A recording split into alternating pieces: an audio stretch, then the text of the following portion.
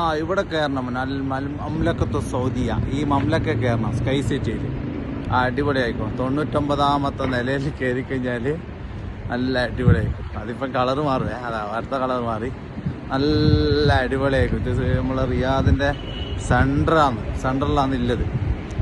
ഇവിടെ വന്നു കഴിഞ്ഞാൽ ഒരു പ്രാവശ്യമെങ്കിലും ഇവിടെ കയറണം. 99ാം നിലയിൽ കയറി കഴിഞ്ഞാൽ റിയാദ് ഫുള്ള് അടിപൊളിയായിട്ട് കാണാം. ഫുള്ള് അടിപൊളിയായിട്ട് ഇങ്ങനെ സെറ്റപ്പായിട്ട് വൈകുന്നേരങ്ങളിൽ കയറണം. എന്നാലും അതിൻ്റെ ഒരു ഭംഗിയുണ്ടാവും.